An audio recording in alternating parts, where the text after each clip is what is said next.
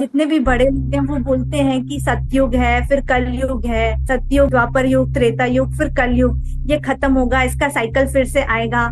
ये बहुत बार बहुत जगह पढ़ा है, और काफी सारी बुक्स में भी पढ़ा है, काफी सारे लेक्चर्स में भी देखा है कि ऐसा होगा। अकॉर्डिंग टू इंडियन माइथोलॉजी है ये। तो वो दिमाग में कहीं ना कहीं भरा हुआ है कि ऐसा तो है ही। तो ये कैसे पता कि ये सब कुछ होने वाला है तुम्हें, कि सब नष्ट होगा ही होगा, पृथ्वी जलमग्न होगी, ये सब कैसे पता है कि ये होना ही है? तो वो बुक में लिखा है। नमस्ते आचार्य जी। मेरा नाम मनीषा है, और मैं आपके सत्रों से 5 महीनों से जुड़ी हूँ, गीता समागम से। मेरा 10 साल का बेटा है, उसका नाम यथार्थ है। वो आज एक कहानी पढ़ रहा था कल की अवतार के बारे में, और उसमें ये लिखा था कि पृथ्वी का अंत जब होगा, इस कलयुग का अंत जब होगा, तब कल की अवतार आएंगे और ये पूरी पृथ्वी जलमग्न हो जाएगी और सब कुछ नष्ट हो जाएगा। तो इससे रिलेटेड उसका कुछ डाउट है, आप पूछिए यथार्थ। नमस्ते आचार्य जी, मेरा नाम यथार्थ है और मेरा डाउट था कि जैसे कि हमें पता है कि पूरी दुनिया जो है वो नष्ट होने वाली है, और पूरा जो साइकिल है कि वापस ह्यूमन बीइंग्स आएंगे और अपना सारा सिविलाइजेशन करेंगे, वो वापस होने वाला है। तो अभी ये करेंगे, जब ये खत्म ही होने वाला है सारा, तो इससे क्या फायदा होएगा? किस चीज से फायदा? कि जैसे हम चिकन नहीं खाते और दूध पीना बंद किया है, और एग्स नहीं खाना है, पोल्ट्री फार्म्स को ऐसे बंद करना है, कम पोल्यूशन करना है, ऐसे। तो ये कैसे पता कि ये सब कुछ होने वाला है तुम्हें, कि सब नष्ट होगा ही होगा, पृथ्वी जलमग्न होगी, ये सब कैसे पता है कि ये होना ही है? तो वो बुक में लिखा है। तो बुक में किसी प्रमाण के, प्रूफ के साथ लिखा है? फिर तुमने क्यों माना?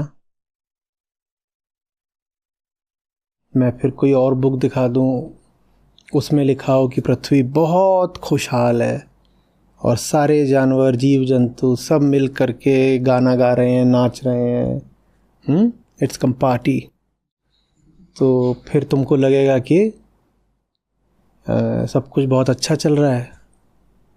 हम ऐसे मानते हैं क्या? ऐसे मानते हैं? अरे मम्मी बैठी थी क्या पीछे? कहाँ चली गई? मम्मी कहाँ गई? हाँ, यहाँ पे ही है। कैसे पता वहाँ पर है? क्योंकि मेरी आंख देख पा रही है उनको। तो जब मैंने बोला मम्मी चली गई कहीं, तो तुमने क्या करा? मैंने आपको बताया कि मम्मी। जैसे ही मैंने बोला कि मम्मी कहीं चली गई हैं, तो तुमने पहली चीज़ क्या करी? मुझे तो बाद में बताया, मुझे बताने से पहले भी तुमने क्या करा? मैंने ऐसा सोचा कि ऐसे वीडियो जो है उसमें कुछ जैसे एरर आ गया। लेकिन ये तुम्हें पक्का था कि वीडियो में तो एरर हो सकता है, लेकिन मम्मी वहीं पर है ना? हाँ, क्यों पक्का था? कैसे पता मम्मी वहीं पर है? मैं उनको टच कर पा रहा हूँ। इसको प्रूफ कहते हैं। ये क्या था? प्रूफ। जब भी आपसे कोई बात कही जाए मटेरियल वर्ल्ड के बारे में, तो उसका मटेरियल ही प्रूफ मांगना चाहिए, है ना? मैं भी कहूँ कि मम्मी आपसे प्यार नहीं करती, तो ये बात आप मम्मी को टच करके पता नहीं लगा सकते कि प्यार करती हैं या प्यार नहीं करती हैं। ये तो नहीं लगा सकते ना पता, क्योंकि जो मैंने अब बात बोली वो मटेरियल नहीं है ना? लेकिन अगर मैंने कहा मम्मी चली गई हैं, तो ये बात मटेरियल है। मटेरियल तो समझते हो ना क्या होता है? मटेरियल माने things, things that you can sense, touch, pick, see, hear, smell, ये मटेरियल कहलाता है। तो जब भी आपके सामने कोई मटेरियल क्लेम आए तो उसका मटेरियल प्रूफ भी मांगना चाहिए। मेरा मटेरियल क्लेम क्या था? मम्मी चली गई, तो आपने तुरंत उसका मटेरियल प्रूफ मांगा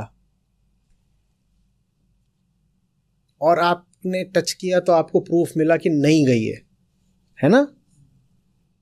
वैसे ही अगर आपसे बोला जा रहा है कि ये जो मटेरियल अर्थ है इसके साथ कुछ होगा, तो आपको एक अच्छे स्टूडेंट की तरह क्या मांगना चाहिए?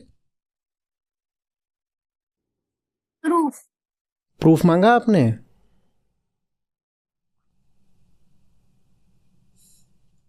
कहाँ है प्रूफ? बताओ, प्रूफ क्या है? मैंने अपनी मम्मी से पूछा। आवाज कट रही, क्या बोला? मैंने मम्मी से पूछा। मम्मी के पास क्या प्रूफ है? कोई प्रूफ नहीं है। जब कोई प्रूफ नहीं तो आपने माना क्यों?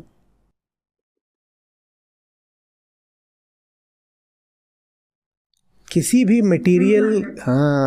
मटेरियल क्लेम का मटेरियल प्रूफ होगा हम तो ही मानेंगे। इस दुनिया में ऐसा कुछ भी नहीं है जिसके बारे क्या जितने भी बड़े लोग हैं वो बोलते हैं कि सतयुग है, फिर कलयुग है, सतयुग, द्वापर युग, त्रेता युग, फिर कलयुग, ये खत्म होगा, इसका साइकिल फिर से आएगा। ये बहुत बार बहुत जगह पढ़ा है और काफी सारी बुक्स में भी पढ़ा है, काफी सारे लेक्चर्स में भी देखा है कि ऐसा होगा। अकॉर्डिंग टू इंडियन माइथोलॉजी है ये, तो वो दिमाग में कहीं ना कहीं भरा हुआ है कि ऐसा तो है ही। लिखा होगा बहुत जगह, ज्यादा नहीं, आज से सिर्फ कुछ 100 साल पहले, 500-700 साल पहले आधी से ज्यादा दुनिया मानती थी, 90% दुनिया मानती थी कि पृथ्वी चपटी है। तो आप तो 2-4 लोगों की बात कह रहे हैं, पूरा संसार ही मानता था कि पृथ्वी ऐसे एक चपटी परात की तरह है और कहीं पृथ्वी का छोर भी है। कुछ लोगों ने बड़ी लंबी लंबी यात्राएं करी जहाज़ों पर, क्योंकि उनको the edge of the earth चाहिए था। कहते थे पृथ्वी के छोर तक जाना है, वहां से ऐसे झांकेंगे तो सूरज छुपा हुआ दिखाई देगा, क्योंकि सूरज वहीं तो डूब के नीचे छुप जाता है, तो हम ऐसे झांकेंगे तो वहां सूरज मिलेगा। 1000 लोग कोई बात कह रहे हो, हम उनका असम्मान नहीं कर रहे, no disrespectment, we are humbly asking for a proof. वो भी इसलिए क्योंकि आपने जो बात करी है वो पदार्थ के तल की है और पदार्थ के नियम होते हैं, और चूंकि वहां नियम होते हैं इसलिए नियमों से कोई बात सिद्ध भी करी जा सकती है, काटी भी जा सकती है। पूरे मटेरियल यूनिवर्स में कुछ ऐसा नहीं है जिसको विश्वास की पनाह लेनी पड़े। वहां जो कुछ भी है उसको तो प्रयोगों से, तर्कों से, उपकरणों से, सिद्धांतों से जांचा परखा जा सकता है। कभी भी कोई भी बात किसी वस्तु के बारे में करी जाए, कोई भी भौतिक वस्तु, और भौतिक वस्तु वो जिसके बारे में सोचा जा सकता है। भौतिक वस्तु बस वही नहीं होती कि जिसको आप पकड़ लें या कुछ कर लें। आप जिसका नाम ले सकते हो वस्तु भौतिक हो गई। आपने किसी को नाम भी दे दिया तो वो भौतिक हो गया। हाँ, तो इस पूरे भौतिक जगत में जो कुछ भी है उसको विश्वास की जरूरत नहीं है, उसको जाना जा सकता है। हमें जानना है और बिना जाने नहीं मानना है। जितना जरूरी है कि जो अज्ञेय है, अननोएबल, उसको अननोएबल ही छोड़ दिया जाए, उसके बारे में तमाम तरह के किस्से कहानी ना बनाए जाएं, उतना ही जरूरी है कि जो नोएबल है, ज्ञेय, उसको जानने का प्रयास करा जाए। जो ज्ञेय है उसको अज्ञात से ज्ञात के क्षेत्र में लाया जाए। विज्ञान इसीलिए होता है। जो फील्ड ऑफ नोएबल्स होता है ना, उसमें कुछ अननोन्स होते हैं, कुछ नोन्स होते हैं। विज्ञान का काम होता है अननोन्स को नोन्स में लाना। और ये बड़े अंधविश्वास की बात होती है कि सिर्फ इसलिए कि कोई चीज अननोन है आप उसको अननोएबल घोषित कर दें। अज्ञात को अज्ञेय बनाना अहंकार की बड़ी पुरानी चाल है।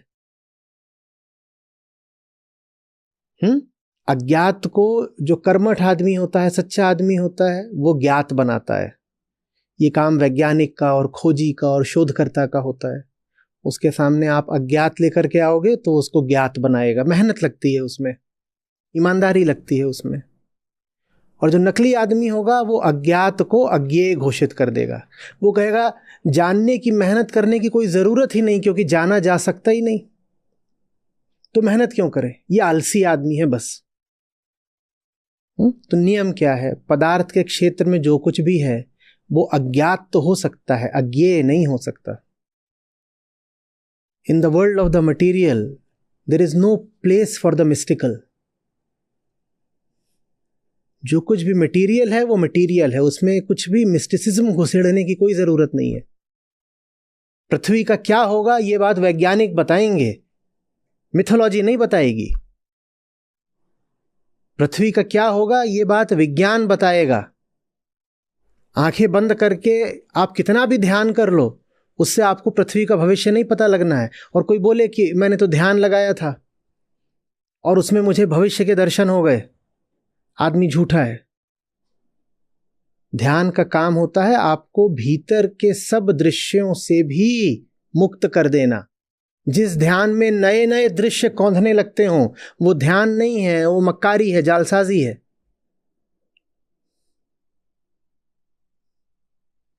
भविष्य में क्या होगा अगर इसका आपको कोई कुछ अनुमान भी दे सकता है तो विज्ञान है। पूरे तरीके से तो विज्ञान भी नहीं निश्चित कर सकता, पर अगर अनुमान भी लगाया जा सकता है, जैसे वेदर फोरकास्टिंग है। आप 2 महीने के बाद का पूछेंगे कि मौसम कैसा रहेगा किसी जगह पर किसी दिन, तो बड़ा मुश्किल है कि विज्ञान भी ठीक ठीक बता पाए। पर आप अगर आज पूछेंगे कि कल का मौसम कैसा रहेगा, तो विज्ञान 99% सही आपको सूचना दे देगा कि कल मौसम कैसा रहेगा। अब तो यहाँ तक हो गया है, पूरा जो सैटेलाइट इमेजरी डेटा ये सब है, कि ये तक बताया जा सकता है कि बारिश होगी और इतने बजे शुरू होगी, और जितने बजे बताया जाएगा उसके 5-10 मिनट आगे पीछे बारिश शुरू हो जाती है। तो ये सब चीज़ें विज्ञान से पूछी जाती हैं। जो मटेरियल वर्ल्ड है वो साइंस का क्षेत्र है, मान्यताओं का नहीं। अध्यात्म का मतलब ये नहीं है कि आप भौतिक जगत को लेकर के मिस्टिकल और मिथोलॉजिकल बातें करनी शुरू कर दें। अध्यात्म का मतलब होता है अपने भीतर जाना, अपने माही टटोल, अपने मन को देखना, ये अध्यात्म होता है। आध्यात्मिक आदमी दुनिया के बारे में बातें करने लगे कि पृथ्वी एक दिन जलमग्न हो जाएगी और महाप्रलय आएगी, तो ये आदमी आध्यात्मिक नहीं है। ऐसो को बोला जाता है स्नेक ऑयल सेल्समैन। इसका अर्थ ढूंढिएगा क्या होता है। एक आदमी नकली है, एक आदमी आध्यात्मिक बन रहा है पर है नकली। ये पता करने का बड़ा अच्छा तरीका ये है कि वो अध्यात्म को भौतिक जगत में घुसेड़ रहा होगा।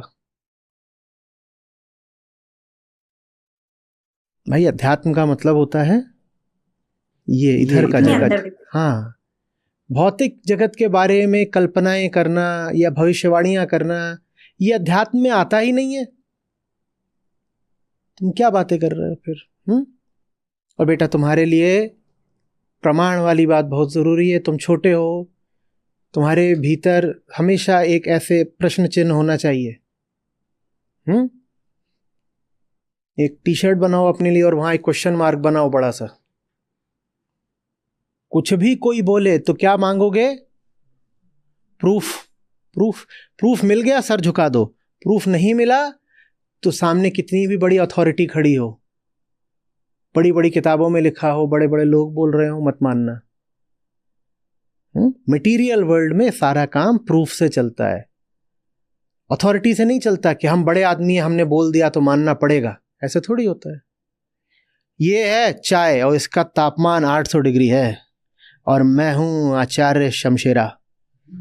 तुम्हें मेरी बात माननी पड़ेगी। तुम मेरी बात मानोगे या इसमें थर्मोमीटर डालूं तो उसकी बात मानोगे? बोलो बोलो। थर्मामीटर की। हाँ, होंगे आचार्य।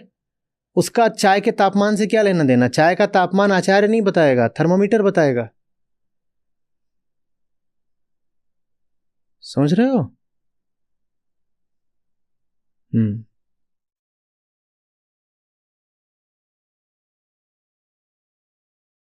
धन्यवाद। हम्म। धन्यवाद।